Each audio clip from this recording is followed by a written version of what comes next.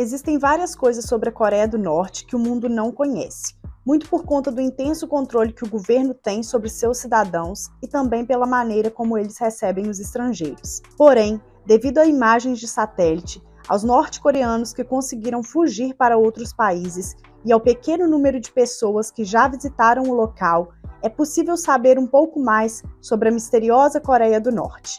Então conheça agora 8 curiosidades sobre o país onde literalmente o filho chora e a mãe não vê. É de cair o queixo. Ei mundo, meu nome é Fabi Medeiros e sejam muito bem-vindos a este canal. Aqui tem vídeo novo toda quinta e todo domingo, sempre com temas criminais e também curiosidades que acontecem ao redor do mundo. Então se você gosta desse tipo de conteúdo, para tudo o que você está fazendo, que eu vou te contar essa história. Vem!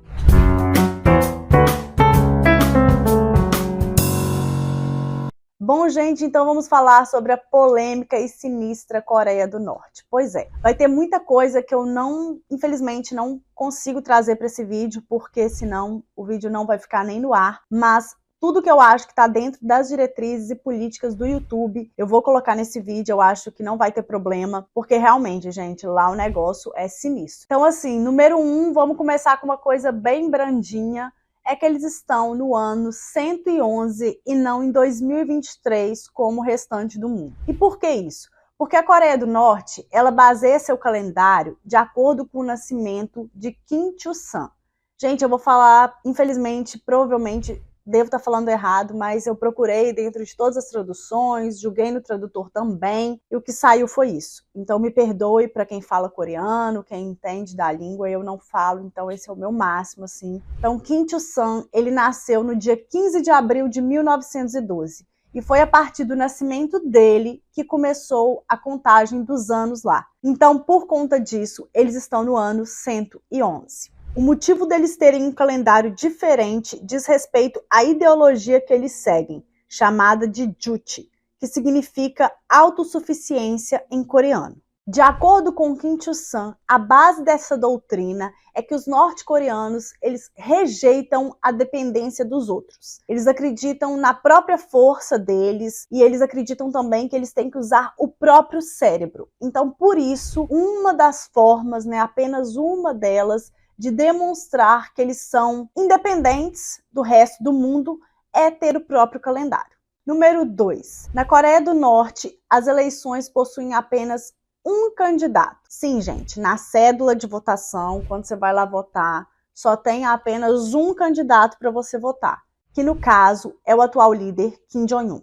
Por quê, gente? Porque a votação lá, ela é obrigatória. E as pessoas, por incrível que pareça, elas votam com muita felicidade, elas têm assim muita alegria em fazer aquilo, mesmo sabendo que só tem uma opção na cédula, mesmo sabendo que é obrigatório, eles não se sentem, como que diz assim, pressionados. Eles vão de bom grado, eles se sentem felizes, realizados em estarem fazendo aquilo, estarem participando daquela votação, que curiosamente 100% dos votos é a favor de Kim Jong-un. Então, assim, é também, como que eu vou falar, a fim de termos práticos, vamos falar assim, com a finalidade de simplificar a coisa. É um tipo, eu não quero usar a palavra controle, mas tudo dentro da Coreia do Norte é de algum modo controlado. Então, essas eleições, porque você pode estar perguntando, tá, mas por que vai ter eleição a cada 5 anos para eleger uma pessoa que já está no poder e que, no caso, na cédula só vai ter ela como opção de voto? Porque dessa forma, o governo fica sabendo quem está indo votar ou não, quem não apareceu, quem se manifestou com alegria. Então, assim, eles conseguem ter um filtro ali, digamos. E também uma forma do governo manter um certo controle, sobre quem são os desertores, sobre quem está querendo, vazar do país. Então, de certa forma, essas eleições, elas são mais para poder fiscalizar a população do que, de fato, fazer valer a eleição em si, porque todo mundo já sabe quem vai ser o vencedor. 3. A capital, Pyongyang, ela é apenas para a elite da população. Sim, gente, é isso mesmo que vocês escutaram. Cidadãos comuns, de classe média baixa, classe baixa, eles não têm permissão para entrar em Pyongyang. Guardas armados patrulham as fronteiras para evitar que as classes mais baixas entrem e a maioria dos moradores de Pyongyang vivem algo que se aproxima ao luxo, se comparado ao resto do país. No entanto, mesmo os mais de 3 milhões de norte-coreanos que vivem na capital, eles apenas têm energia elétrica por 1 ou 2 horas por dia. Isso mesmo, gente. A gente está falando aqui da classe top, da classe alta. Por quê? Porque é uma coisa que fora de Pyongyang, a maioria das casas nem eletricidade tem.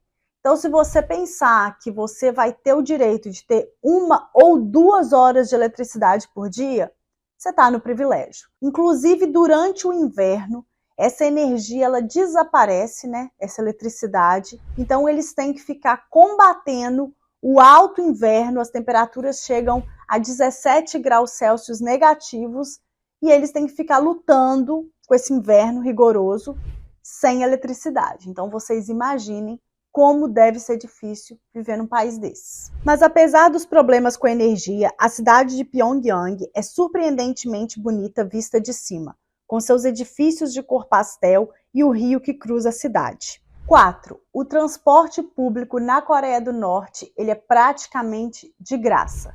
Na capital Pyongyang, a maioria das pessoas só andam de ônibus porque, assim, ter carro, né, possuir um carro é algo extremamente raro. As linhas de ônibus elas são diversas, elas passam pela capital inteira e as passagens são muito baratas. Era cerca de 2 centavos, mas atualmente deve ter aumentado um pouquinho, deve estar, sei lá, 5 centavos, o que é praticamente de graça. Andar no transporte público na Coreia do Norte também é um meio de imersão em sua cultura, visto que suas estações reproduzem uma trilha sonora de hinos patrióticos, tocadas em alto-falantes antigos. Além disso, cada estação, nomeada com termos relacionados ao seu governo, apresenta estátuas douradas de Kim Il-sung, murais detalhados, placas de bronze comemorando vitórias militares norte-coreanas e majestosos lustres. Número 5. E essa, gente, é pesada. Nossa, essa é bem pesada. Lá na Coreia do Norte, gente, a lei deles, eles têm 3 punições de gerações. Então, assim, se você cometeu um crime, e lá qualquer coisa é considerada crime, você vai pagar, os seus filhos vão e os seus netos também irão pagar pelos seus atos. Eu acho extremamente pesado, mas é como funcionam as coisas lá. Então, quando você comete um ato, né, que infringe a lei na Coreia do Norte, você é levado para um campo de trabalho. E lá você vai ficar trabalhando forever, até o dia que eles acharem que você cumpriu a sua penitência. Então, depende muito, né, do que você cometeu. Por exemplo, criticar o governo em qualquer nível, você não pode falar mal do governo. Porque se você falar, isso pode gerar uma sentença, né? Então, não é permitido de forma alguma. Não existe essa liberdade. Se por acaso você tentar, ou quiser, ou tiver a vontade de conhecer sobre a cultura de um outro país, também não pode. Não faça isso, porque você está indo totalmente contra a cultura deles. E, inclusive, isso também pode gerar o fim da sua vida. Mas o pior crime que um norte-coreano pode cometer é tentar deixar o país. Não seja doido se você for norte-coreano e tentar deixar o seu país, porque se isso acontecer e você for pego, gente, é imediata. Não tem nem conversa. Para alguns casos, a pessoa é levada, então, né, para os campos de trabalho e lá ela vai permanecer o resto da vida. Esquece de sair dali. Então, eu vejo isso, eu nem posso falar muito isso aqui, mas é como se fosse, né, uma forma, é mais do que controle. É, na verdade, você tirar a liberdade de expressão das pessoas, elas não podem querer sair do país, não podem... Gente, imagina, aprender sobre uma outra cultura, isso deveria ser visto como algo positivo, mas lá não tem como. Eu vou deixar até esse fato aqui que eu vou falar agora, nem tá dentro dos itens que eu listei para poder citar aqui como curiosidade, mas eu lembrei aqui agora e eu vou falar com vocês. Lá na Coreia do Norte, você também não pode mencionar a Coreia do Sul, porque para eles, gente, não existem duas Coreias. Para eles, existem eles, que são a Coreia, não é a Coreia do Norte ou Coreia do Sul, é a Coreia.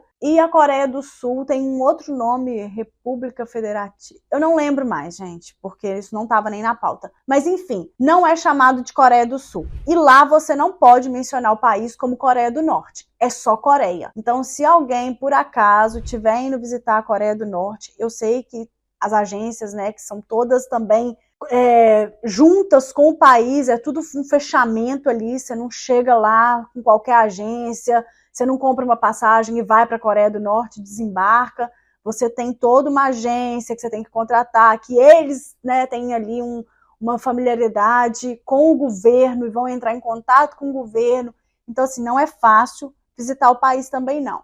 E quando você vai, você tem que tomar muito cuidado com o que você vai fazer na Coreia do Norte, porque pode ser que você não saia de lá nunca mais. Número 6. A cannabis, né, gente, a erva, ela não é proibida na Coreia do Norte. Muito pelo contrário, lá o uso é permitido, ninguém se importa com isso, não é uma coisa que é proibida, então é bem tranquilo fazer o uso de cannabis na Coreia do Norte. De acordo com vários relatórios de desertores, visitantes e especialistas, a Coreia do Norte não tem nenhuma lei contra a venda e o consumo dessa erva. Um relatório da Open Radio, uma organização não governamental americana com sede em Seul, citou uma fonte norte-coreana dizendo que o regime de Kim Jong-un não considera a erva como uma droga e que a planta cresce livremente pelo país. Número 7. Existe uma cidade falsa na fronteira. Gente, é esquisito, mas sim, eles construíram uma cidade falsa. Dentro da zona desmilitarizada que separa a Coreia do Norte e a Coreia do Sul, existem duas vilas, uma em cada lado da fronteira.